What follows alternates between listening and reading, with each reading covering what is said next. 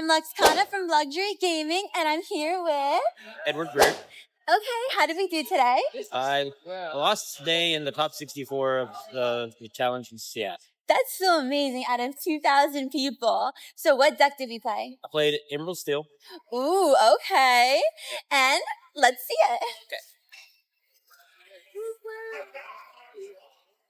Played 2 Tinkerbells. So now why only 2?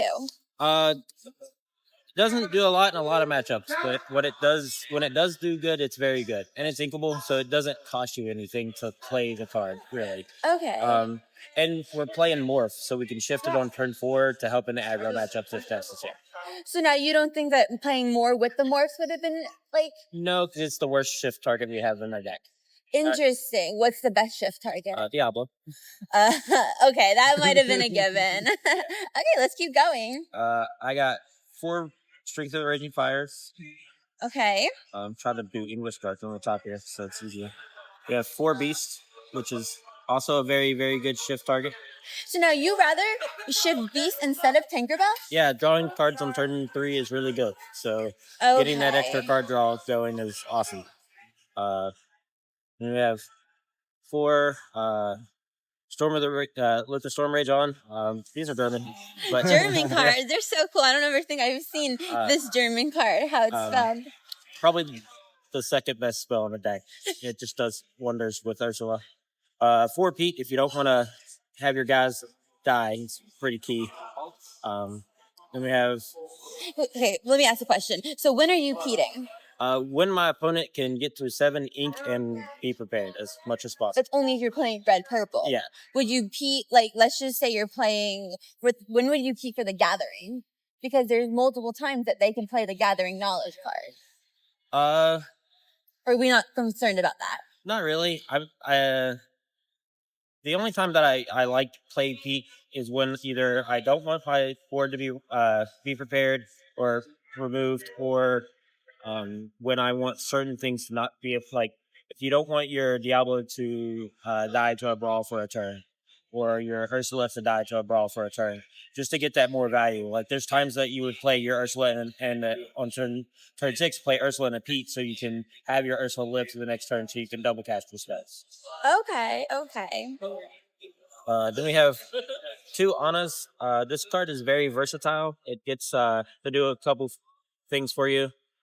Obviously, the discard card is very good for the theme of the deck. I've used every mode on this card in this tournament.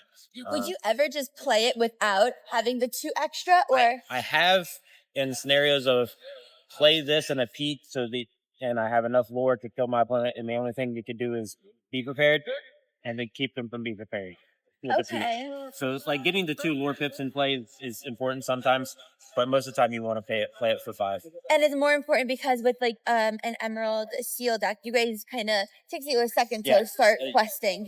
Sometimes you don't start until turn 10, and it happens. So you got to clear their board. You got to get full control of the game. You can't just tap your Johns away. Okay. It'll mess you up. You got two Muses. Very good card, very situational card.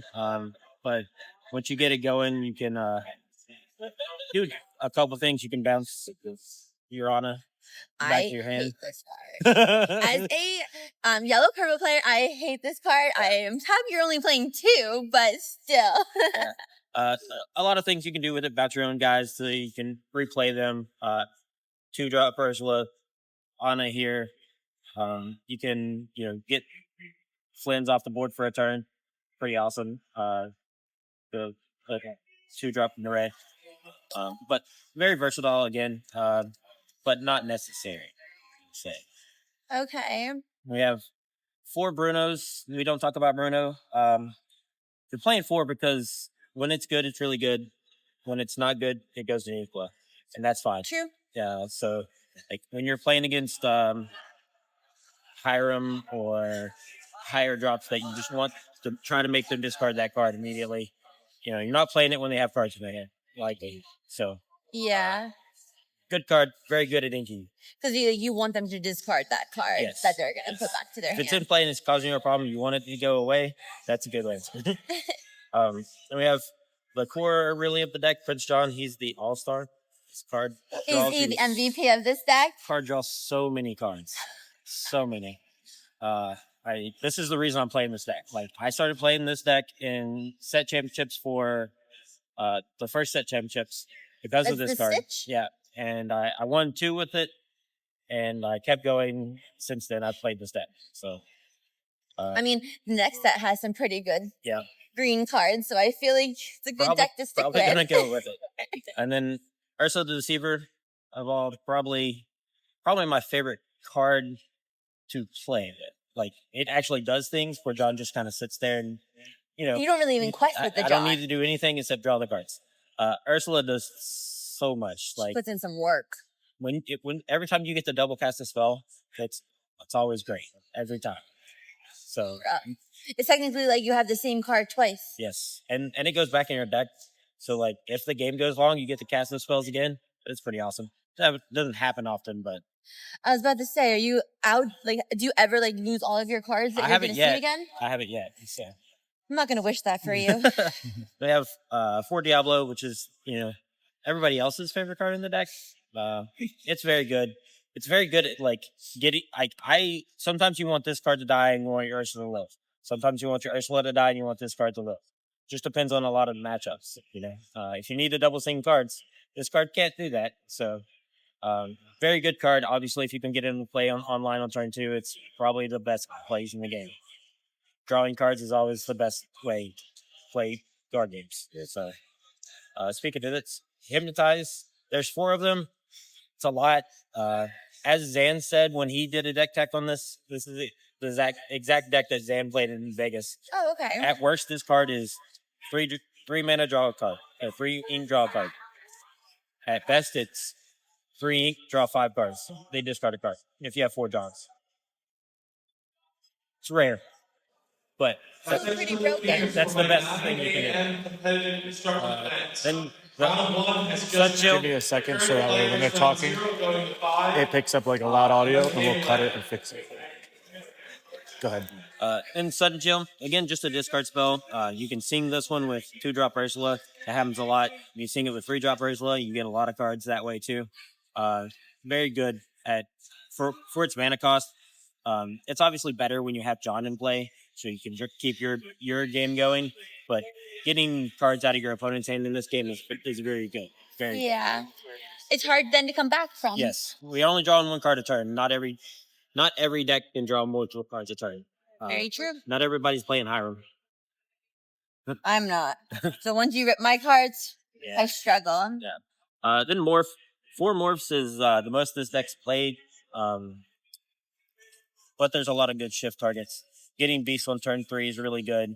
Having another way to get Diablo in play on turn 2 or turn 3, and still be able to cast other spells, like shifting Morph and then playing John, then singing a song and just generating that efficiency with your draw cards is very good.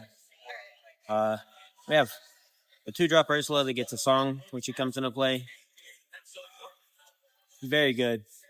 Can be situational. Again, with the muses, you can bounce this and keep getting cards. Sometimes you want to play this on 2s. Sometimes you want to play it on 6 so you can get their Be Prepared. Sometimes you want to play it on both so you can get all their Be Prepared. But, very true. Very good. Then we have 2 Coves, mostly to protect Diablo against certain matchups. Did you feel like you needed another Cove? No.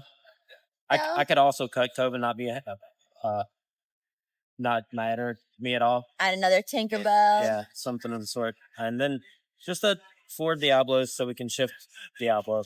That's the only reason he's here. Did you ever find that you didn't have like a 1-drop? Were you concerned when you didn't have a 1-drop? Very rarely do I care. Okay. Like if I'm playing if Cove's in my hand and I'm not playing on turn 1, I would rather probably have the ink later on. Like, we're not playing a lot of uninked pools. It's like 14. Okay, that's not bad. So we're not worried about getting our ink as much, but against a lot of matchups, goes pretty bad or not good.